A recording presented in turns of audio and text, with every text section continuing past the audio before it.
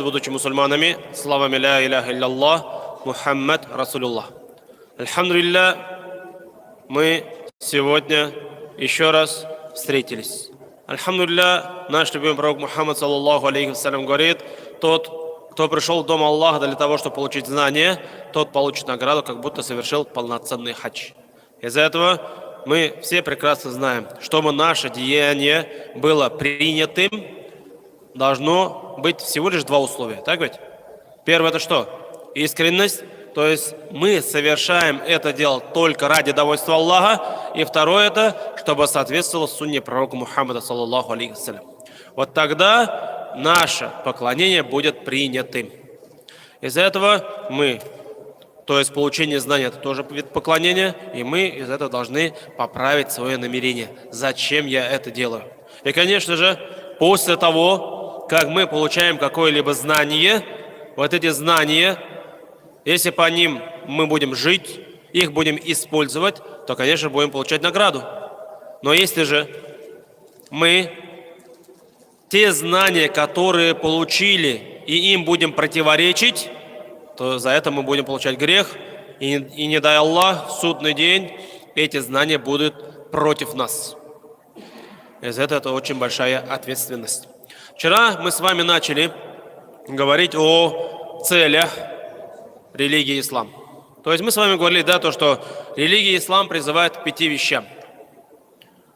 Первое — это хифзуддин, да, то есть сохранение религии. Второе — хифзуль акль, то есть сохранить свой разум. Третье — это хифзуль ирт, это сохранить свою честь. Четвертое — это хифзуль маль, сохранить свое имущество. И пятое — это хифзуль маль дин, арт, акль и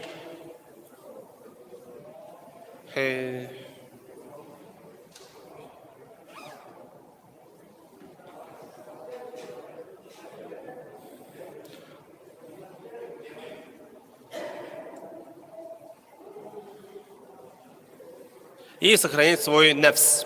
Вот это 5 вещей. И мы с вами начали говорить, как же воспитать это. И да, в первую очередь мы сказали то, что мужчина, как глава семейства, он должен выбрать достойную жену. И как мы с вами привели хадис, праведная жена — это половина веры. И потом начали с вами говорить, от 1 до 7 лет мы с чего должны начать. То есть первое это было, то есть радоваться рождению ребенка. Второе было дать правильное имя. Да? Потом мы с вами сказали, чтобы научили просить разрешения. И, то есть ребенок, да, до 7 лет, до совершеннолетия, он в 3 случаях должен просить разрешения. Потом мы с вами сказали, когда же если родитель занят поклонением, он ни в коем случае не должен ругать ребенка. Почему? Потому что если человек будет, например, он постится и ругает своего ребенка, то у ребенка может сложиться впечатление, что вот мой папа или моя мама постятся, и они из-за этого меня ругают. Получается, пост — это что? Плохо. Из-за этого же мы не должны об этом, то есть проявлять терпение. И следующее мы говорили, то, что надо целовать своих детей. Вот эти 5 вещей, которые необходимы. Сегодня следующий этап — это гладить по голове и сажать на шею. То есть помните, наверное, да, как наши родители нас катали, сажали на шею и катали, или же гладить по голове. Почему? Потому что если человек будет гладить своего ребенка по голове, то тогда это будет проявление милости по отношению к нему. Ихтимам, да, то есть это показывает уважение, близость. И наш любимый пророк Мухаммад, саллаллаху алейхи вассалям, он тоже, когда посещал ансаров, да, то есть это уже было в Медине, когда он видел детей, он, конечно, в первую очередь за них делал дуа. И из этого мы тоже не должны об этом забывать. Делать дуа за наших детей. Почему? Потому что самое сильное оружие мусульман — это дуа, обращение к Аллаху. Аллах всегда готов нас услышать, и Он готов нам ответить на наши дуа. Из-за этого пророк Мухаммад саллям делал дуа, потом он этого ребенка гладил по голове и первым давал им салям. Он здоровался первым с детьми. То есть так вот он приучал их. И вот здесь уже некоторые ученые говорят, если ребенка погладить сзади головы, да, то это проявление милосердия, милости по отношению к этому ребенку. Если погладить его спереди, то есть переднюю часть головы, да, то это показывает уважение по отношению к нему. Если же погладить по его лицу, да, по щеке и по лицу, то это уже когда ребенка или встречаешь, или провожаешь. Если человек гладит по руке, да, или же держит эту руку, да, то это показывает близость. Из-за этого мы, как уже говорили, не только должны целовать своих детей, но и гладить. Это как бы укрепляет отношения между ребенком и родителями. Это был следующий этап. Это у нас рахматуль биль атфалиха. Здесь уже проявление милости, милосердия со стороны родителей к своим детям. И здесь приводится хадис от Аиши радийаллаху анха, что к ней однажды пришла одна женщина. И с ней вместе были двое ее детей. И Аиша, она в доме пророка Мухаммада, саллаллаху алейхи вассалям, обычно, когда вот в гости приходишь, дают какие-то вкусняшки, так ведь? И она, у них ничего дома не было, кроме как 3 фиников. И она этой женщине дала 3 финика. И вот эта женщина, она 1 финик взяла и дала одному ребенку, 2 финик дала другому ребенку, и 3 хотела съесть сама. Но пока она раздавала эти финики, да, то дети уже их съели. Но в те времена, это мы сейчас сытые, да, но в те времена не было такой сытости. И дети начали просить, и этот финик тоже. И эта женщина, она вот этот финик разделила пополам и отдала каждому из них по половинке. И Айша этому очень сильно удивилась. И когда уже эта женщина ушла, и пришел пророк Мухаммад, саллаллаху алейхи вассалям, она рассказала этот случай ему. И тогда наш любимый пророк Мухаммад, саллаллаху алейхи вассалям, сказал, и ей будет наградой, что джанна, рай. Из-за этого мы должны стараться именно вот в это время показывать то, что мы должны, то, что у нас есть, делиться со своим близким. Не то, что самый лучший желать себе, да? А нет, ты можешь поделиться с близким. Здесь не имеется в виду то, что все, что у тебя есть, отдай другому. Нет, но если у тебя есть возможность поделиться, поделись. И Аллах субханаху ва тааля тебе тоже воздаст за это. Следующий этап – это та'алимуль тифль адаб шурб. То есть это обучение ребенку, как он должен кушать и пить. И здесь пророк Мухаммад, саллаллаху алейхи вассалям, тоже, когда Салама, она уже была вдовой, да, то пророк Мухаммад, саллаллаху алейхи вассалям, женился на ней. И у нее был сын, его звали Умар. Умар, да, и однажды, когда они сидели и кушали, то есть Умар, да, маленький мальчик, и пророк Мухаммад, саллаллаху алейхи вассалям. Этот мальчик начал кушать с одной тарелки, да, но с разных сторон. И тогда пророк Мухаммад, саллаллаху алейхи вассалям, сказал, я буней, то есть о сыночек. То есть, видите, не просто как-то грубо, да, то есть, если даже ребенок что-то сделал, мы не должны к нему обращаться грубо. Он сказал, о сыночек, уменьшительно-ласкательное. То есть он уже подготовил этого ребенка этими словами, чтобы он что-то принял. Почему? Потому что когда к нам кто-то грубо обращается, да, или кто-то грубо скажет, ты все, закрыл дверь перед ним. Ты не готов у него ничего принимать. Так же и дети. То есть, когда к нам кто-то грубо обращается, мы не хотим его слышать. Так же и наши дети. Когда мы к ним обращаемся грубо, они не готовы нас принять. Из-за этого пророк Мухаммад, саллаллаху алейхи вассалям, он что сказал? Я бунай, о сыночек, саммилля, скажи бисмилля, куль бияминик ва куль мимма ялик. Кушай правой рукой и кушай то, что перед тобой, а не где-то там. Не лезть на чужую сторону. То есть, видите, он всего лишь сказал 3 вещи. Первое. Скажи бисмилля. Из-за этого мы всегда должны связывать все, что у нас есть, с Аллахом. Почему? Например, мы решили подарить какой-то подарок. И сказать, вот видишь, ты сегодня, может быть, целый день постился, а может быть, до обеда постился, или ты сегодня читал намаз, или же, может быть, он учится только читать Коран. Но мы должны связывать вот с этим. Или, может быть, он сегодня пришел в мечеть, в дом Аллаха. И мы вот говорим, то, что вот видишь, ты это сделал, и Аллах тебе дал вот этот подарок. То есть всегда мы должны связывать все это с Аллахом, субханаху ва тааля. Почему? Потому что все это нам дает кто? Аллах, субханаху ва тааля. И тем самым мы учим в ребенке что? Благодарность. Если посмотреть сегодня, очень мало кто благодарит. Многие считают то, что это должное. Он мне должен. Стоп, кто тебе должен?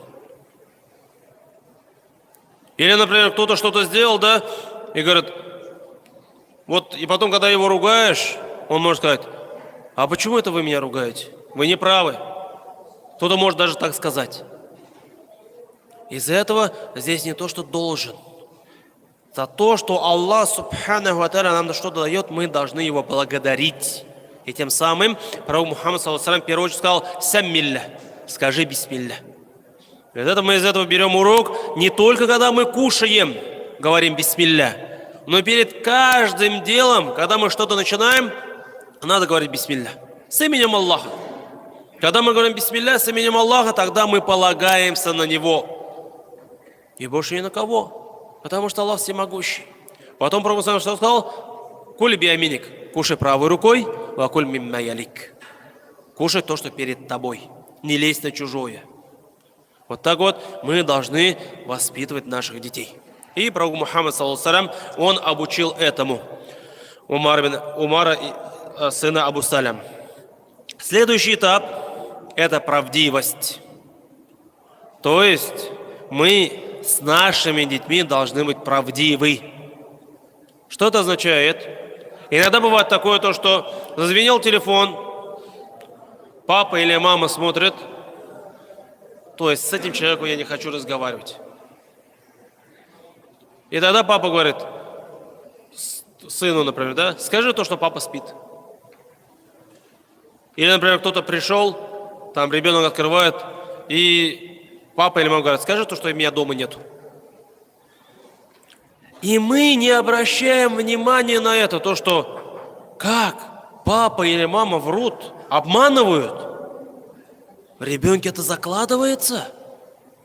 И он думает то, что ага, значит можно обманывать. Или иногда бывает такое, то, что мы говорим, вот если ты это сделаешь, то я тебе это куплю, или я тебя поведу в кафе, или еще что-то. И когда мы это говорим, когда мы это обещаем, то потом, ладно, в следующий раз. Стоп. Ты сказал, если ты это сделаешь, если ты уберешь свою комнату, например, да, или там получишь 5, то я тебе куплю это, или отведу куда-то, и ты это не выполняешь. Это есть что? Обман. Может быть, этот ребенок тебе ничего не скажет, но у него это все закладывается. Из-за этого мы с нашими детьми должны быть правдивы. Для нас, может быть, это мелочи какие-то. Ладно уж, но нет. Каждая мелочь для ребенка – это очень важно. На этом строится его дом, его мир. Из-за этого, когда мы что-то говорим или что-то обещаем, давайте тогда думать перед тем, что-то сказать, а не на эмоциях. Давай, вот так сделаешь, так и будет. Вообще посмотри, сможешь ли ты это сделать тогда. Или когда ты, например, покупаешь ему телефон за то, что он хорошо учился в 1 классе или во 2 классе, а потом этот телефон ему принесет ли пользу? Или наоборот, только вред? Видите, то есть мы должны обдумать Потому что Аллах Субханаху ва Тааля нам дал амана. Мы ответственны за наших детей. И даже воспитание детей это что? Это поклонение. Почему? Потому что если мы их воспитаем правильно, то тогда они за нас будут делать дуа, иншаллах. За каждую вещь, которую мы их научили, а если они будут это делать, мы за это тоже будем получать награду. А если же нет, тогда что? Тогда мы ответственны за это. И не дай Аллах, можем получить грех. И из-за этого к воспитанию наших детей мы должны отнестись очень серьезно. И последнее, что сегодня хочу сказать, да, это у нас та'алиму тифль салям ва адабихи. То есть, это пророк Мухаммад, саллаллаху алейхи вассалям, обучал, как здороваться. Все мы прекрасно знаем то, что мусульмане не говорят «привет», они не говорят «здравствуйте», а что они говорят? Они говорят «ассаляму алейкум ва рахматуллахи ва баракатуху». Так говорит. То есть это что? Это не просто приветствие, а это что? Дуа. То есть когда мы говорим «ассаляму алейкум», мы говорим «мир вам». Мы просим дуа у Аллаха. И за это получаем 10 благих дел. Если мы добавим «ва рахматуллахи» и милость Аллаха, то за это мы получаем 20 благих дел. «Ва баракатуху» и благословение Аллаха, тогда мы получаем 30 благих дел.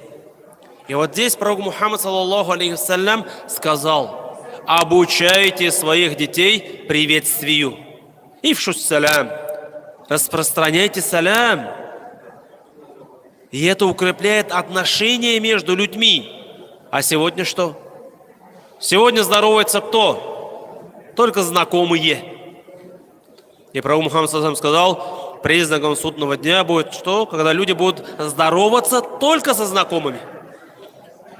А мы должны понять то, что здороваться это тоже поклонение. А мы этот момент упускаем. А может даже не знаем. Из-за этого пророк Мухаммад, саллаллаху алейхи вассалям, он сказал, обучил юсаллиму сагиру аля кабир. То есть маленький, кто помладше, он первым дает салям тому, кто постарше. Это всегда так. Да? Также вальмару аля каид. Идущий человек, да, или же тот, кто на машине едет, да, он должен дать тому, кто сидит. Кто-то сидит, да, например, может быть, на улице, на лавочке, да, где-то сидит. То есть первым должен дать салям тот, кто идет, проходящий, или тот, кто едет на машине. И следующее, валь калилу аль кафири. Когда малое количество людей дает салям тем, кто больше. Например, когда человек заходит в класс или в какой-нибудь зал, он первым должен дать салям тем, кто сидящим.